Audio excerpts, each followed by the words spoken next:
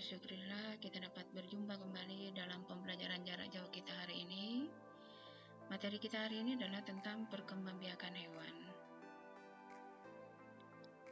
Jika kalian amati di tayangan ini, berbagai jenis hewan yang terdapat di belahan bumi ini yang terdapat di berbagai negara. Hewan-hewan tersebut memiliki perkembangbiakan yang beda-beda.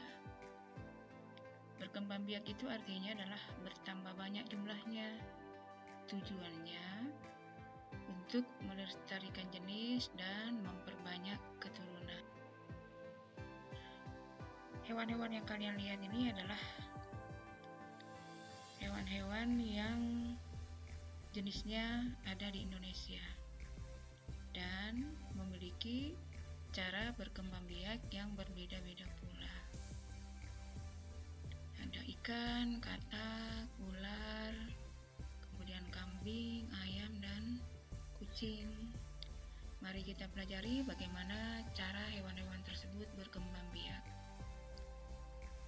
Hewan berkembang biak dengan 3 cara. Ada yang dengan bertelur, ada yang melahirkan atau beranak, dan ada yang bertelur melahirkan. Seperti apa sih penjelasannya? Mari kita simak. Perkembangbiakan dengan 3 cara tersebut memiliki istilah-istilah. Bertelur itu istilahnya adalah ovipar, kemudian yang melahirkan disebut dengan vivipar, dan ada yang bertelur melahirkan.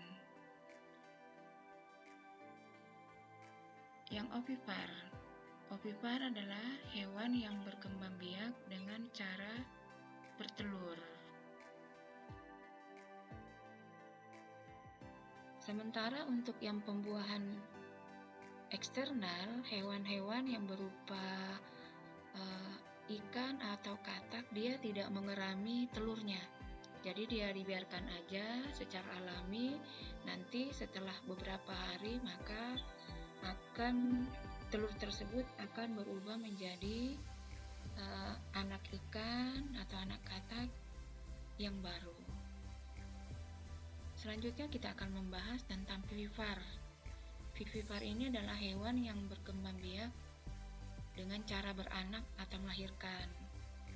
Pernah tidak kalian melihat ada binatang yang melahirkan? Misalnya ada kambing yang beranak, berarti kambing tersebut termasuk contoh hewan vivipar. Kalau dia melahirkan berarti dia vivipar. Ini adalah salah satu contoh hewan proses melahirkan. Jadi dia keluar dari tubuh induknya sudah berupa anak hewan tersebut. Apa ciri-ciri hewan yang melahirkan? Yang pertama adalah memiliki kelenjar susu. Kelenjar susu itu atau dalam bahasa biologinya disebut dengan mamae. Gunanya apa? Supaya kalau kelenjar susu itu yang betina menghasilkan air susu. Nah, air susu tersebutlah yang dijadikan sebagai minuman untuk anak-anaknya. Jadi dia punya kelenjar susu. Kelenjar susu itu menghasilkan susu yang gunanya untuk menyusui anaknya. Jadi kalau melahirkan, maka induk betina ini memelihara anaknya dengan cara menyusui. Yang kedua adalah tubuhnya ditutupi rambut.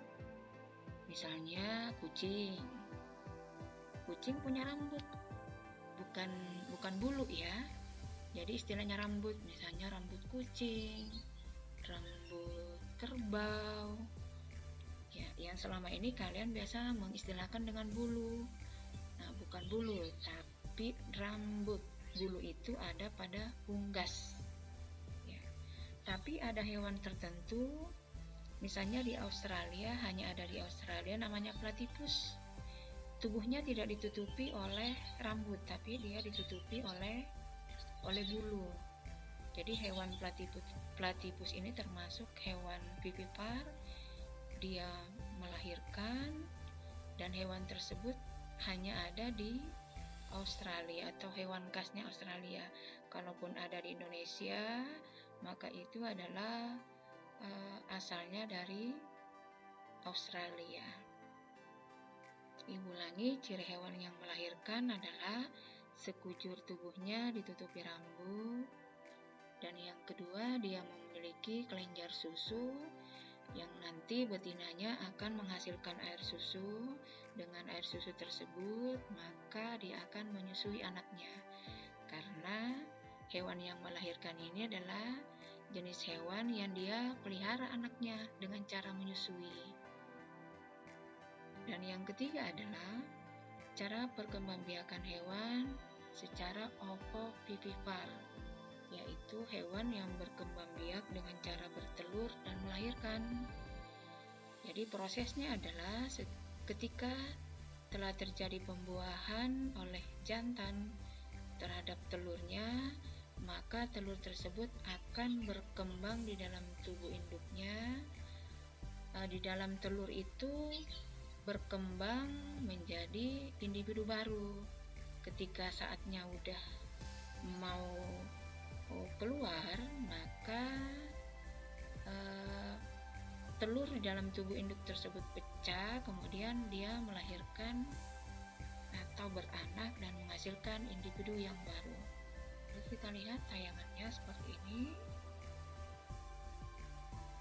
Ya, di dalamnya ada telur, kemudian ketika telurnya udah dianggap matang, kemudian dia lahir. Ini yang disebut dengan cara ovovivipar.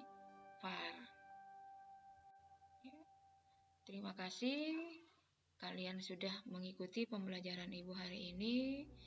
Silahkan menyimak video pembelajaran ini, dan jika ada penjelasan yang tidak jelas, kalian silahkan menghubungi Ibu Guru. Semoga dapat memahami dengan baik. Ibu akhiri. Alhamdulillahirrahmanirrahim. Assalamualaikum warahmatullahi wabarakatuh.